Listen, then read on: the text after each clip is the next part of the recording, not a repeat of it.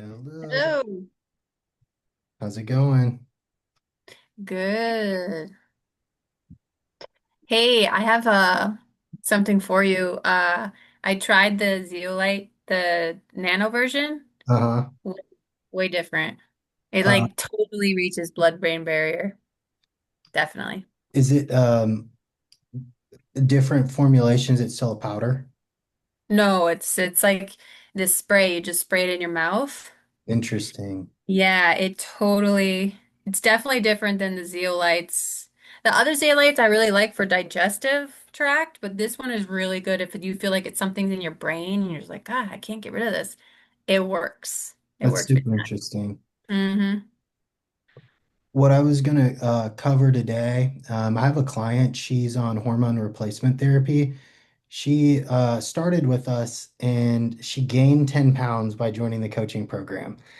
She has autoimmune disorders. We've been able to get the 10 pounds off. It's taken us 6 months. I ran like some in-depth labs on Epstein-Barr, IgG, so past exposure. She had like low-grade inflammation. So I did that. And then we did a cytokine test from Diagnostics Solutions. So I was going to sit and talk through that, hoping that you two can just kind of chime in and add to the conversation. But yeah, I thought it was super interesting. I wanted to talk about it now that we're on the other side and she's not in this like really bad position. But it was like a huge learning curve for me because she's in Canada. She's very wealthy. She has a functional doc there she sees every 3 months. They got her on all the hormones. So they didn't know what was going on. So we were able to do more testing and kind of pick it apart and then come up with some ways to manage it. So it's pretty cool. But whatever y'all feel comfortable talking about as far as detox and then maybe what am I trying to say? Past experiences with Epstein-Barr for you, Lisa, that would be very helpful for me. Yeah, I love it. Not that I love it. I like the subject of Epstein-Barr. It's pretty, I don't know, fascinating. So, yeah, good to know the background. I'm glad that, you're at the other side. That could be so frustrating for her, and I'm sure for you too as a coach, right? Yeah, It's she's a hard. VIP and paying all this money, and she's like, I don't know what's going on. Like, this is not normal. I'm like, I don't know. But we've really started to refine things. We brought in peptides and mitochondria boosters, and she's feeling much better. So I think it's pretty cool, and it's something we really haven't talked about on this call yet. Very interesting. What did you have to do? Was it just 10 pounds of inflammation, like water weight? So Or just a lot of it was kind of midsection face, very retentive. She's the type of lady who has a cold plunge, infrared sauna. She goes and gets IV drips. She's doing like she goes to Mexico and does stem cells. So it's like it was super crazy for us to have like this negative reaction, and then just how easily within 45 days all that weight just shook right off of her. when you did what was the pinnacle point? So we brought in low-dose naltrexone, we brought in methylene blue, and then we've been doing weekly glutathione drips. And those have been like the biggest things that I think have made the difference for her. But she's even on GLP-1. She's like one of those ladies who wants to take everything. So it's Mhm. Yeah. super interesting when none of that stuff works. What else you have to look at to manage symptoms and kind of get in a lower inflammatory state. Wow. Interesting. I'm going to bring in some of these ladies.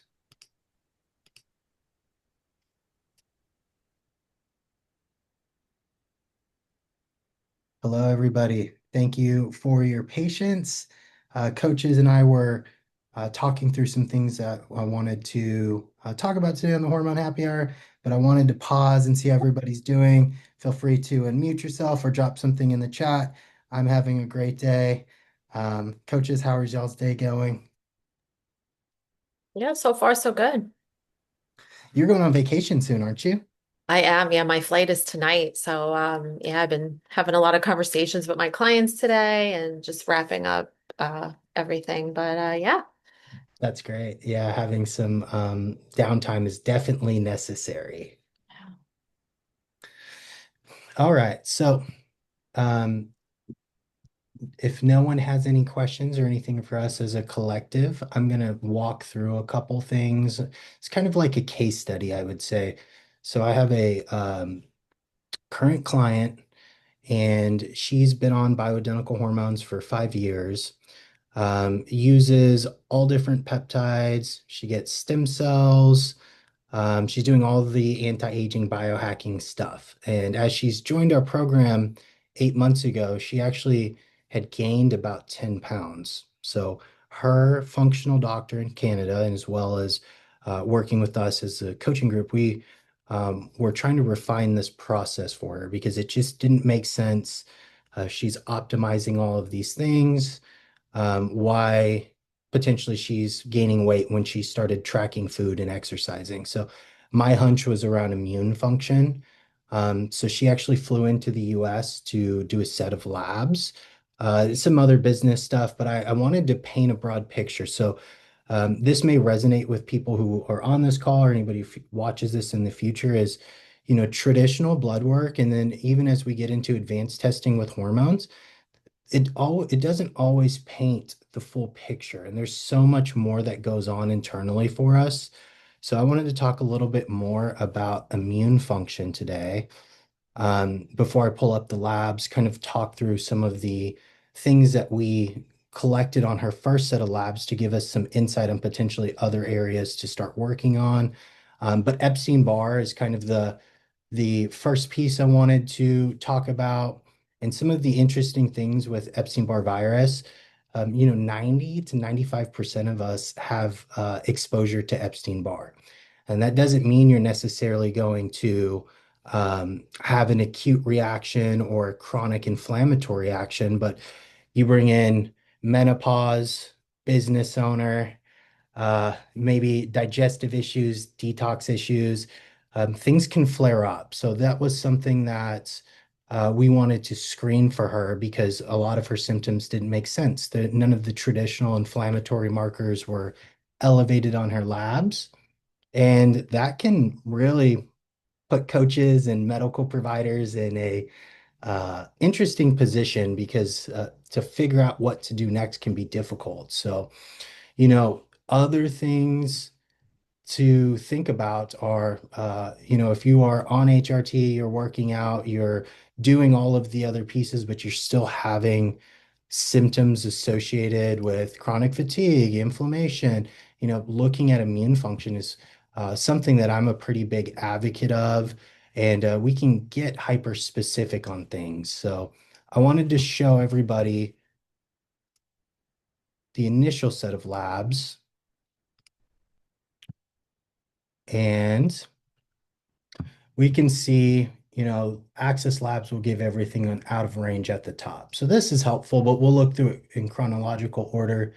So MCV is high, and then the EBV IgG is also high, which a lot of practitioners will say, well, everybody, 95% of us are exposed to Epstein-Barr. So we want to think about like, okay, well, is this causing an acute flare-up? Because these are quite elevated. A lot of us may, probably almost all of us have some of these antibodies present in us. Um, but if we look at some of the other markers, nothing really was abnormal here on this panel. You know, Liver enzymes are not crazy high. I know we don't obsess about that. There's a lot more that goes into it, but really looking through this, nothing crazy is popping out. Maybe a um, slight increase or presence of thyroid peroxidase antibodies. And we run this on our testing. And when I think about this, I think that there could be immune issues happening when we have some antibodies and they're not elevated, but it's just something to keep in mind because a lot of ladies who come through this program will have some presence here. So the thing is with Epstein-Barr, that can manifest into Hashimoto's, that can manifest into lupus, that can manifest into RA. So looking at some of these other markers will kind of paint a bigger picture. So this is something that her and I are going to keep an eye on as we keep working together. And a lot of these other things, I just wanted to cast a really broad net here. I didn't know what was going on with her. She didn't know what was going on with her. So we wanted to test as many things as we could. So we looked at rheumatoid factors. So we want to get an idea if rheumatoid arthritis is something present. We're looking at some of these other inflammatory proteins. Most of these things were non-detectable. Um, these are also going to tie into some of your interleukins. Those are just inflammatory signaling in your body. Again, these are on the upper cusp, but they're not elevated. So um, we also wanted to look at immunoglobulin serums, and all of those checked out to be normal. So we wanted to go a little bit further. And the next thing I wanted to present is this other test. And this may be something that is beneficial if your blood work looks normal and you don't know where else to look. So I want you to think of your immune system. You have in pro-inflammatory or inflammatory cascades in the body, and then you have anti-inflammatory cascades in the body. And I don't think a lot of people will decipher those two. We just think of our immune system as there to protect things, but it also downregulates and slows certain inflammatory processes. So some of the really interesting things with this potential client, all of her anti-inflammatory cytokines, IL-4, 5, 10, 13, none of those are present. So what that tells me is all of this immune activation is pushing really hard. So it's basically all gas, no brakes. So she's having an overproduction of immune function, and none of these anti-inflammatory signalings are present. And we can see this a lot with all of those autoimmune issues I spoke about initially. The reason I wanted to talk about this and I feel comfortable talking about this is we are actually on the other side of this. So we are probably about 45 days in to some pharmaceutical management as well as nutraceutical lifestyle interventions, but she's actually lost that 10 pounds. She's back at her initial weight. And we're working on reducing weight at this point. But um, my big takeaway from this is if you don't feel well and you're doing thorough comprehensive diagnostics, continuing looking deeper is definitely helpful.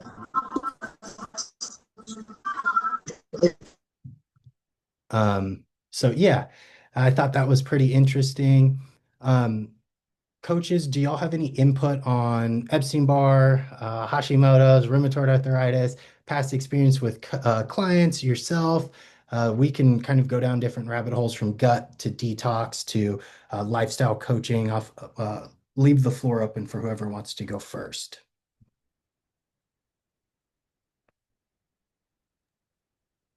Yeah, I was gonna jump in. So, I mean, I have firsthand experience of my own with Epstein-Barr virus. So I probably was around 22 when it happened, and I mean, I thought I was like hit by a truck. I was just exhausted and I had no idea like what was wrong with me. I thought I was going to pass out. I was like really lightheaded, and had headaches and whatnot. But luckily, my doctor at the time ran some comprehensive tests.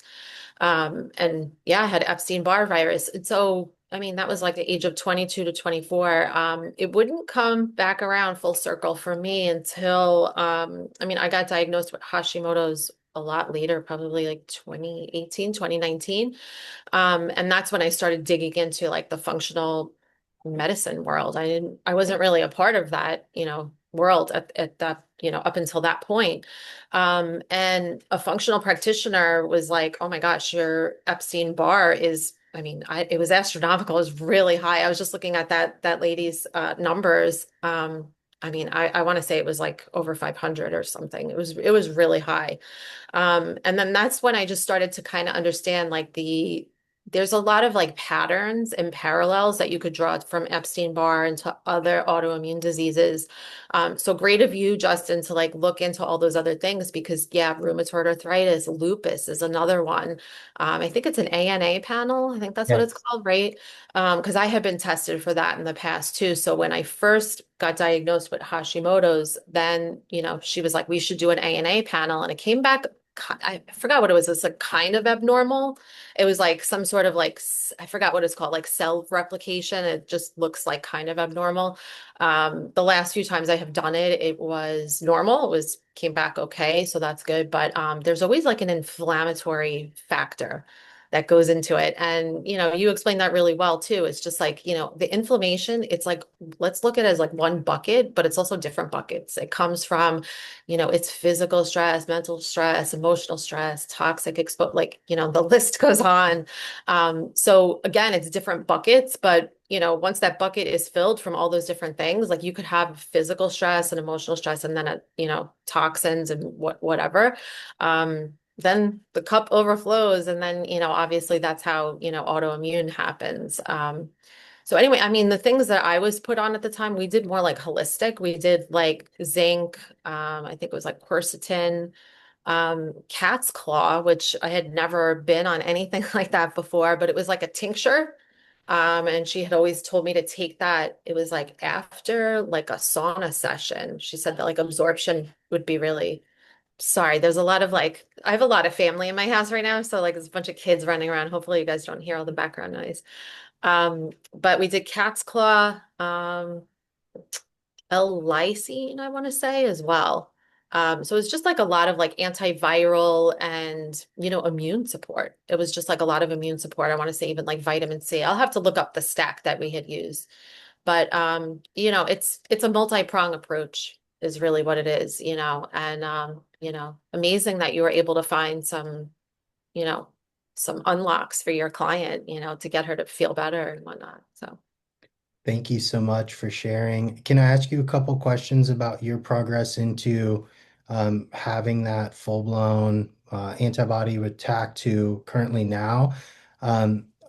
Initially, that first exposure, how long did it take you to maybe not be in remission, but symptom relief? yeah, you mean like when I first got it in like when I was 22? I mean, so if I really look back, now knowing everything that I know, when I was 22 and I had gotten mono, let's just it was mononucleosis, the kissing disease, and then that really is what Epstein-Barr virus, is. And so at the time then, I want to say like a few years after that is really when I started to see like a lot of gut issues come up. Now that I could look back at it and really look at it, it's like 2020 vision, from afar, and understanding, like looking at it a lens of like parallels. Gut issues. I want to say at 25, I started to have a lot of acne again. Like I was fine, and then all of a sudden a lot of acne. So we know like the connection between the gut and skin. And again, just like a lot of tiredness. I was also, I can say it now. I was just like on a very like limited diet. I want to say I was like dieting like 1,200 calories. I was back in Weight Watchers. I was a little bit overweight at the time. I want to say it was like, for my height, I was like maybe 25 pounds overweight. And I had done Weight Watchers and lost weight pretty quickly. And we all know what Weight Watchers is about. It's like a lot of calorie restrictions. And, I was eating all of the lean cuisines and, all the foods of the, 2000s and, what was popular back then. But if I could draw a lot of parallels, I was under a lot of stress at the time as well. I was working a corporate fashion job in New York City. I was doing a lot of traveling, climbing the corporate ladder, working, 12-hour days plus. So, I mean, when I started to get better, I don't think I was getting better. I want to say I was probably getting worse, but I just didn't realize that. I was just like, oh, this is how I am. I have gut issues. I have a lot of bloating, constipation, just lots of things, just like that were popping up that I just thought were normal for me. It wouldn't be until, I was probably like 35 or 37 until I started to, realize like, oh my gosh, something's really wrong here. The Hashimoto's is probably building all that time, so That's super helpful and powerful knowing that you can come through the other side. I think a lot of times what I see with people is being sick for so long, it can almost feel hard not to be able to see yourself in a better position. So you're living proof that is possible. thanks. Um, yeah, Charlotte, do you have any input from like detox standpoint? I would just be curious, like if I know you've worked with so many different clients with different health issues, maybe pop in there and kind of give us your thoughts or opinions on that if you have any. Yeah, I mean, I guess mine are more general because I haven't ever worked with someone specifically with Epstein-Barr. But I would say, back to foundational stuff. If your liver isn't filtering what it needs to, you're going to have a lot of, and your EBV is very active or reactivating, you're going to release a lot of neurotoxins and a lot of viral byproducts. So, what is your body going to do with that circulation if the liver can't function properly, and also your gut's in a bad place. So you get a lot of recirculation and just like flare-ups completely. So, like Lisa was saying, a lot of fatigue, brain fog, headache, skin issues, joint pain. If your liver isn't able to deal with this and it's in an overload, so of course, cleansing the liver is going to be very, very key and masterful to help you get through the process. But again, you got to skin the cat a few ways, I think. But just the foundational piece of supporting the liver and the colon, I don't think it's going to be an advanced cleansing technique so much as little doses of cleansing both the liver and the colon and to see what you can actually withstand. Because I think it can be kind of like a health crisis when you go in and start really deep cleansing these organs, like a lot of things start circulating. So I think it's like tipping toeing into the detox world to see how you can support the organs and see what you can handle, honestly, because maybe there's other co-infections happening along with that, and that just might be too much for the body. So I would say very low and slow, gentle detoxing, and then moving your way into more advanced detoxing if you can. But again, to each person and what they can handle. Very helpful. And then lastly, Ashley, because I see you're present, and I appreciate all of you giving your input because you all have such good insight. Can you talk about like lipopolysaccharides and potential gut permeabilities and how that can tie into immune dysfunction? And then I can kind of uh, try to put a bow on it and have some final thoughts when I think about immune function.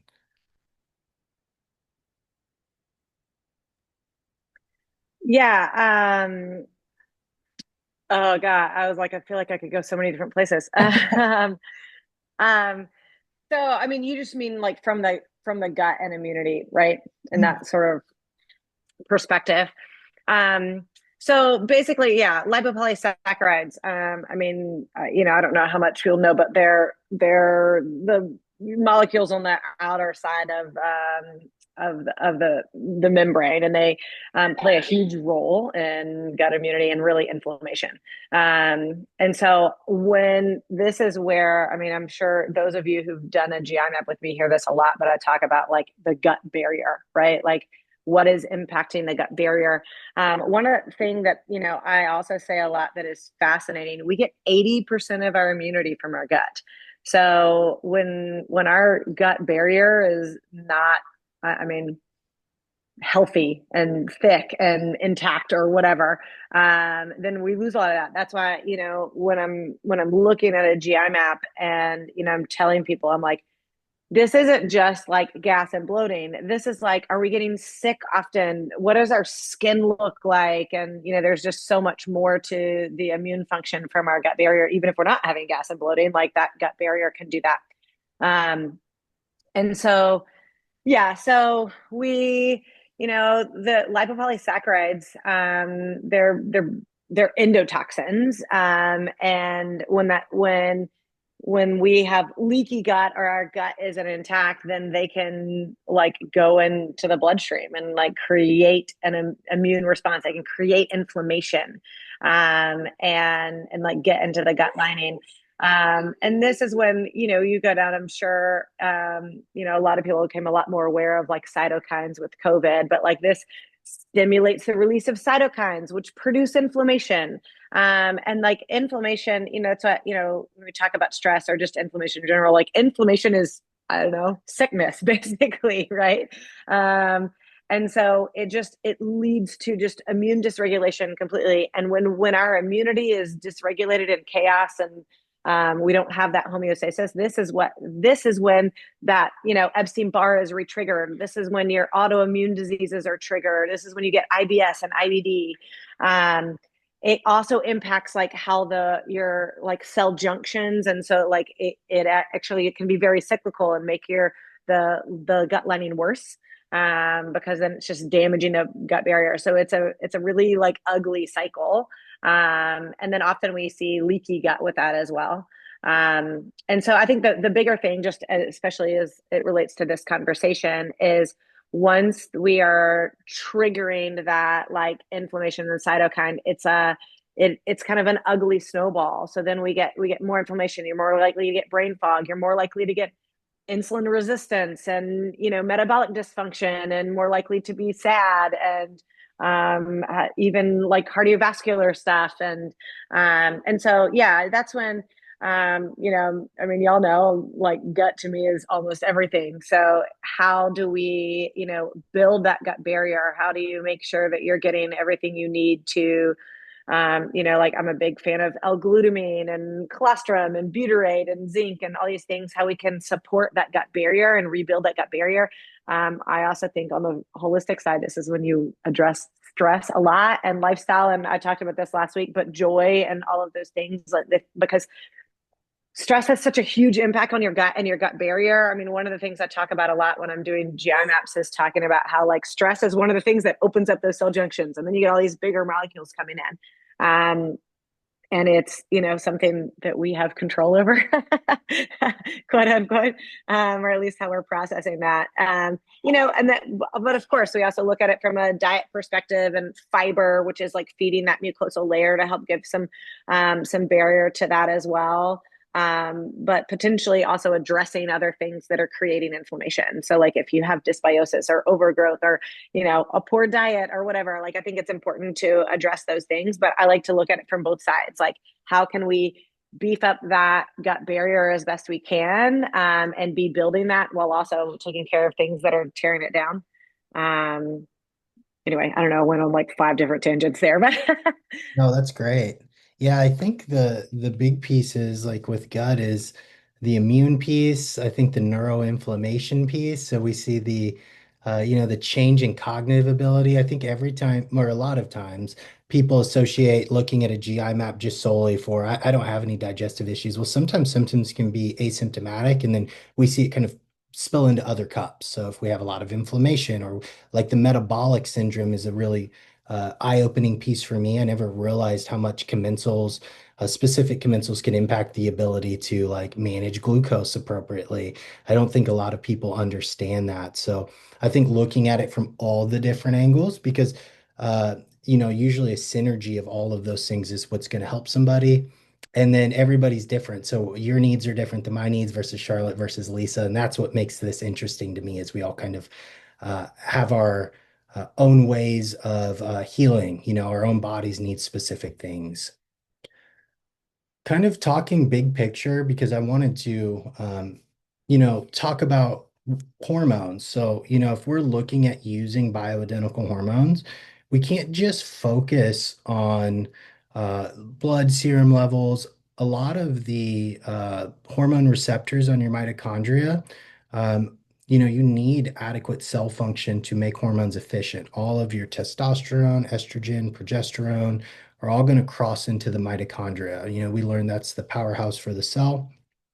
I think of the mitochondria as small engines that make things work efficiently. So if we're looking at like energy production, specifically ATP, chronic inflammation may downregulate that. So what that means is how well things are communicating together, those things can slow down. And that's where we see that chronic fatigue piece really shine in that autoimmune inflammation type of setting. So kind of reverse engineering. Hormones are important. I'm not going to say they're not, but immune function, inflammation, digestion. I think all of those would put an individual at a better position to utilize hormones because if we are a big mess initially, just taking some shots or a pill or a cream is not going to relieve all of those symptoms. So we want to kind of peel the onion back, if you will, and kind of start with some of the foundational pieces and then kind of build upon that. So I hope everybody found this interesting. I know I did, and really being able to um, work through this specific case study, I was very happy to be able to help her get into a better position of reducing inflammation, taking that weight back off, because a lot of times um, we may go unheard of, like, not a lot of doctors are going to run these specific testings. I don't know really any of them unless you're going to a functional medicine doctor. So knowledge is power. There's so much more that you can continue to dig up and look at as you are trying to heal. So, if your blood work looks normal, go deeper. There's a bunch of things that we can do as a collective to help you with that. Um, Wanted to pause and see if any of our viewers have any questions for us as a whole.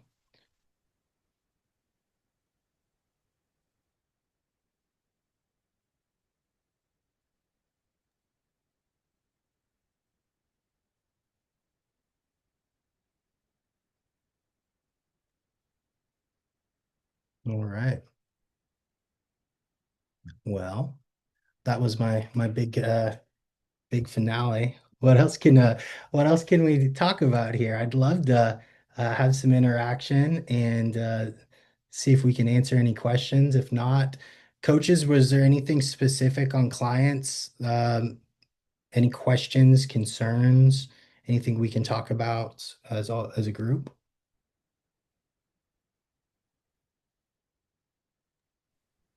I was just going to mention something just from your conversation that we were just having about Epstein-Barr and hormones. And I think it's interesting too, because, we have to look at, if a person isn't detoxing great or doesn't have great detox pathways or has some other stressors going on, you're absolutely right. Like you can throw all the hormones you want at this person and it's not going to, it may not like have as beneficial as an effect because if their detox pathways are clogged up or liver isn't detoxing properly, if there's a flare from Epstein-Barr or some autoimmune, it's almost like the body will prioritize that first, rather than just like, okay, I'm taking a bunch of hormones and like, okay, we want everything to be balanced. You might start seeing that. Like we've looked at Dutch tests in these calls too, where it's like you could see which pathway it's going down, or if someone's not processing, or detoxing estrogen properly, then they become estrogen dominant or, things like that. So I think that's just an interesting topic to talk about because I think we just think we're going to be put on a whole bunch of supplements and then everything is going to be okay. But we sometimes have to work, those detox systems first, in order for everything to, start downstream and working properly. No, I appreciate that. And yeah, I think because I do so many consults, and I think a lot of times people come in and they've been on a birth control for 20 years, and people are under the impression you set it and forget it. Like, you take this pill for the rest of your life now and you're okay. And I'm like, well, uh, y there's so much more to that. It's not just kind of plugging things in and letting it go. It's basically a maintenance of your body. And each decade, that maintenance is different, and the demand may be more of what you need to do to hold your status quo. I see a lot of people initially being overwhelmed by implementing supplements, lifestyle change, pharmaceuticals. It is something that is a process and it takes time. But it's never going to be, oh, I just take this and I'm going to be okay. I don't need anything else. Or I'm not going to need any changes. And that's really having like integrative practice to work with allows you to continue to explore. Because I don't know about the rest of everybody on this call, but I'd love to live to 100 if my health is in great place.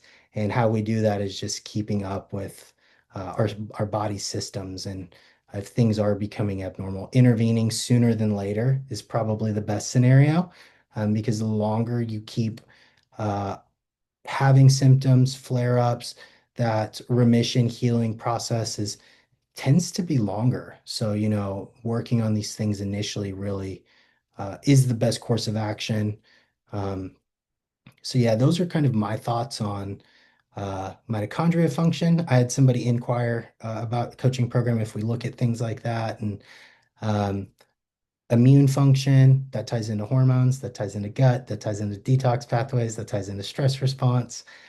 So very, very important piece. And I don't see a lot of educators, coaching groups, people really going in and digging in immunity. And it's a piece that I'm really fascinated with.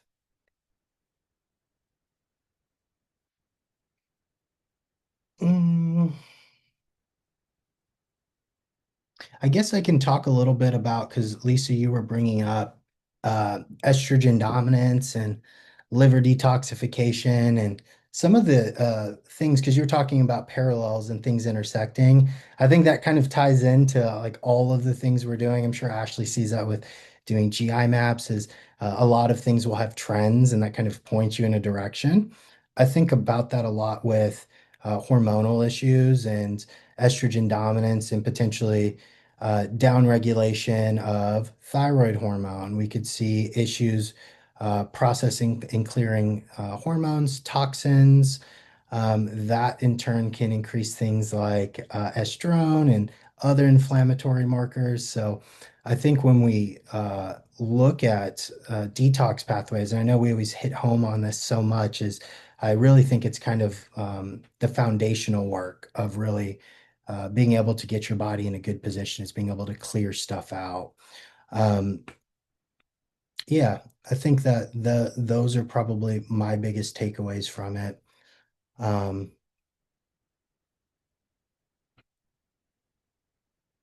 do we have anything else? I wanted to go a little bit longer today. I know we have a smaller crowd. We usually have about 21 people here, so uh, wanted to see if any clients had anything for us. Um, I have a question regarding hormone treatment and cancer. I know about the study and that this has been, uh, I know it's estrogen is not such a problem as they used to think about breast cancer, but in my case, I had ovarian cancer that has produced androgen. And my partner now is very worried that this might cause it, taking testosterone might cause it to come back. And I have researched a bit, but I haven't really found anything. So he wants me to stop because it doesn't say that it is safe. That's a good question. What I would say as far as like using bioidentical hormones, probably within the past 30 years, the use of them has become more mainstream. But it's still in the infancy stage of medicine if we're looking at like antibiotics or other things. We've been using those for hundreds of years. Um, I can give you some of my experience. So I worked with an OBGYN for quite some time, and we would deal with female patients coming into the clinic who may have some sort of genetic SNP, a BRCA or estrogen receptor positive type of cancer. Her assumption and prescribing modalities were really around limiting estrogen specifically. Estrogen seems to be more proliferative if we're looking at cancer growth. So again, it kind of ties into the body's ability to detox. I think the thing that always puzzles me, just to, maybe open your mind to this, is if your body is making hormones for 50 years and you don't have cancer, why would taking the same thing at an appropriate dose cause cancer? So I think that it depends. I'm not saying it won't for everybody. It's going to be specific. Estrogen seems to be the most problematic. She was under the impression and continued to prescribe testosterone for women. Now you will have some aromatase activity from testosterone into estradiol, but it's not going Mm-hmm. to be as pronounced as if you were taking bioidentical estrogen. Your body's going to be at an adequate or an overloaded level of estrogen if you're not able to excrete those. Um, Mm-hmm.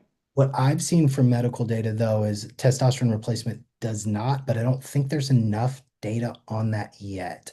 Um, Full transparency. Yeah. There's also not enough data on that type of cancer I had, which makes it a bit, um, I'm not too worried, but my partner is. Yeah, So, the things, Andrea, I would think about is living in a very low inflammatory state. So things you're probably doing as you've been here. I think you've been here 6 or 7 months at this point, if I'm correct. yeah. Yeah. You know, Eating that anti-inflammatory diet, managing your stress, supporting your detox pathways. I think Ashley said like we look at potential inflammation as like cause of all disease. Well, if we look at cancer and cell division. A lot of that is based off of inflammatory processes. So if Yeah. you manage immune function, working on all of those other pieces, I would say that would put somebody less at risk. But that is it's going to be very person dependent. So you continuing doing advanced screenings, testings, making sure if you Hmm. are using bioidentical hormones that are well monitored. I think that's a big Yeah. is making sure diagnostics are done appropriately for you. That's a great question, though. Yeah. Yeah, I'm doing all that. I try to explain him that he doesn't have to worry too much, especially because it's been more than 10 years since I had the cancer. But yeah, he's just worried. Yeah. I think that's a very valid concern. Um, questions around, because there's the other piece of this quality of life since implementing bioidentical hormones. How are things going? I know initially working on energy and immune and um, just getting you to a position where exercise and things are more tolerable. How would you say Mm. in the program implementing hormones, are you noticing a difference in that? Um, I think so. The problem is just that in the middle of it, I had the appendicitis, so it kind of threw me back. But I have almost recovered from it now, and I have days where I have more energy, but I still have the crashes in between. But I I don't know whether it is the testosterone or everything together, probably. I'm definitely getting a bit better, but because I had been thrown back, I was kind of starting at the beginning again. Also with the antibiotics I had to take, the gut wasn't great either. Yeah, no, that's good feedback. And I think you having the tools to kind of speed up that recovery is probably helpful. Mm, Knowing, yeah, and I have a blood test next month to check all my hormones again. And then not next month, next week to see, to monitor them. and how long have you been on the testosterone cream or gel? Gel, about 2 months. Okay. That's an appropriate time frame to go in and do some lab. Almost 3 months. Yeah, yeah, yeah. What I always encourage people is, not waiting 6 months or a year. The sooner you can get in and get some uh, data showing what you look like, Mm, compare that to symptoms, um, will be quite helpful for you. yeah. And you said I have to stop a day before with the testosterone before the test, or Yeah, 24 hours or so. usually recommend that because what I see a lot of times, because no one ever gives any specifics, is people apply their cream the morning of and then they go do their diagnostics and then their testosterone's sky high. Very high. Yeah. And everybody Yeah. freaks out. And it's just like, well, if you just applied it or you just took thyroid medicine, whatever the case is, like you probably are going to have a lot in your blood. So you want to look at it at that lower point at 24 hours to decide if you need more or you need less. If your Mm, numbers are still really high 24 hours post use, you may need to reduce that dose yeah. down or vice versa. Yeah. Okay. Thank you. Absolutely. Do we have any other takers who'd like to ask us a question? Yeah, I have a question. I'm going this week to my gynecologist, OBGYN, to think together about removing Mirena because I'm on it like more than 10 years. So mm, my question is, what would you tell me about that she wouldn't tell me probably? I mean, some information, how to prepare me to this meeting and, Yeah. I think the thing is with the Mirena IUD, I'm pretty sure, and someone correct me if I'm wrong, after 6 years, you actually get no more hormone support from that. They are approved, I believe, up to 10 years now. Um, the things that I like to just talk about in regards to birth control is all of your hormones are going to be made in your brain. And when you take or have an insert or take a pill to inhibit ovulation, you could see down regulations of hormones. So not just progesterone, because Mirena is a progestin-based IUD, But some things that I tend to see is maybe downregulation of thyroid hormone. You maybe see issues with GI function. Um, Being able to remove that and come off, expect some changes probably. Um, I would assume some changes to menstrual cycle. You may have some abnormal spotting or bleeding. You may have some shifts in mood. A lot of your uh, hormones, estrogen, progesterone, are going to be inhibitive in that ovulatory phase, and that's what those drugs do. So having some shifts while things come back online, your brain and ovary axis may start to kick in, and you may notice some fluctuations, and that could be brain fog, energy, mood, and then maybe taking another 2 or 3 months to see some stabilization in those. But I think a lot of times women will be um, caught off guard by some of those symptoms. I think you may be prepped as like it's no big deal, we'll take it out and everything will be fine. You may have some changes in all of those things. Coaches, do you have anything that you could add to that? Anything that I'm missing? I think you did a great job. That was pretty good. Thank you. Oh, and actually, I think it's 8 years. I was Eight looking at years. it. Yeah. Eight, but you can keep it for 10. Um, my thoughts on them is they serve a purpose if we're looking to um, stop conception, and or for some people with hormonal related cancers, they will give certain um birth control in different formations to stop reproductive growth. That could be uterus, fallopian tubes, um, cervix. So we're kind of looking at all of those things. Was there a specific reason that you were put on that? Was that to manage symptoms, or was that just purely as a contraceptive? Contraceptive, and also I had polycystic ovaries. I don't have them anymore. Like after I gave birth to two of my kids, it just disappeared. So I don't know why I had it. But they told me at that point, like wasn't 10 years ago, that I need to be on those on the Mirena because of that. I mean, they told me this is the only it's the best way to handle this symptom. Yeah, I would say it's definitely a way to help with PCOS. A lot of times when we look at origins of, and I call it, if we have cystic ovaries, some people classify that as PCOS. I don't think of it as, I think of it more as a spectrum because we have inflammation that can drive that. We can have insulin resistance. We can have ovulation defects where you're not making enough progesterone. So estrogen causes things to grow. Your body is initially designed to produce enough progesterone at certain times of the month to protect those reproductive organs. And when someone has cystic overgrowth, a lot of times that progesterone is a piece that they're missing, and that's why they'll give you a synthetic progestin. Clinically, that is the best way.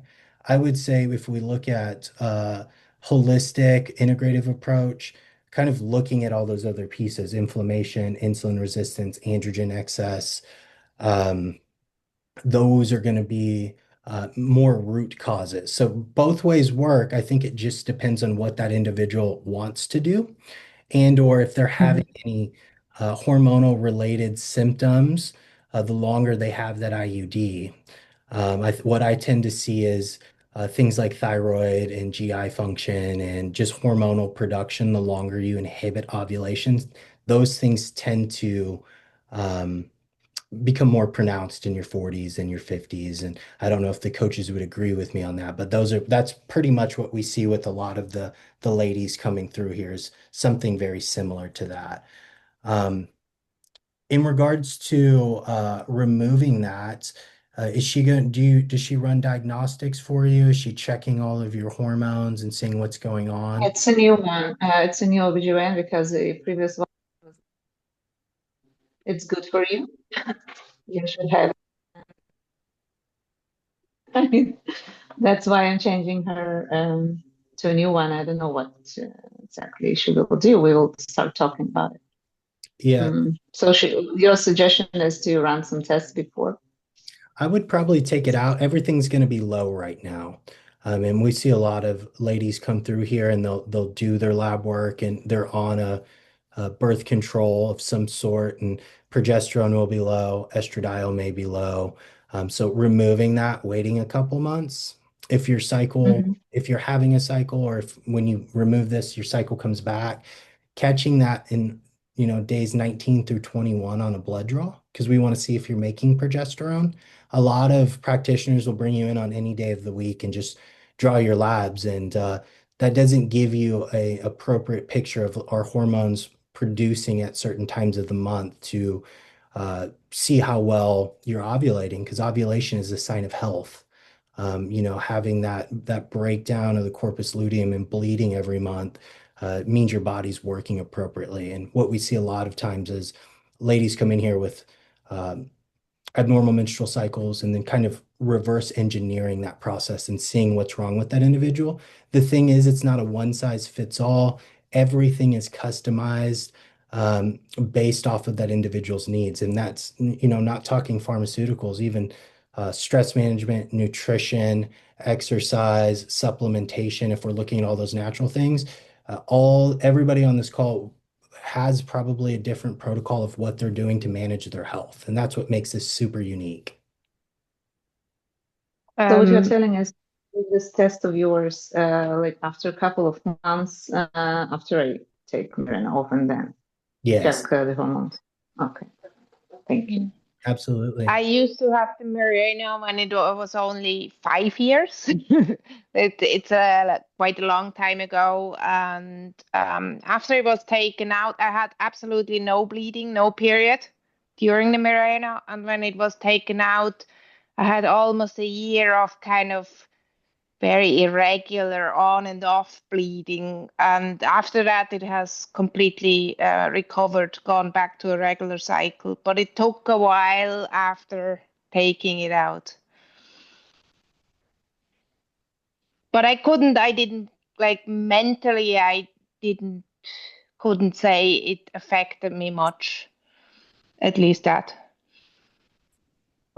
Thank you for your input on that. Yeah, I think it's going to be each person's going to be very different on how well things come back online. And then sometimes I see ladies in their 50s still on a birth control, and you know they're not going to have a menstrual bleed after removing that. So it's just very, very specific on your body. My recommendation for anybody is tracking your symptoms once you remove that, and then seeing when those things resolve, or if they don't resolve, looking further. But I'm a really big advocate is if you remove something out of the equation, seeing what symptoms occur and how long that takes to improve those. And if they don't, looking at some sort of intervention. Again, it doesn't have to be pharmaceutical medicine. It could start off just as natural remedies to start to improve those functions for you.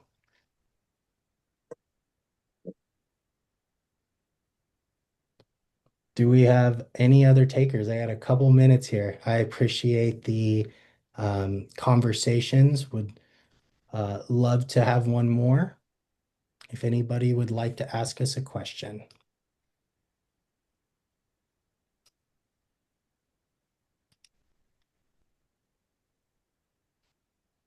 All right. I guess I'll wrap us up a couple minutes early today.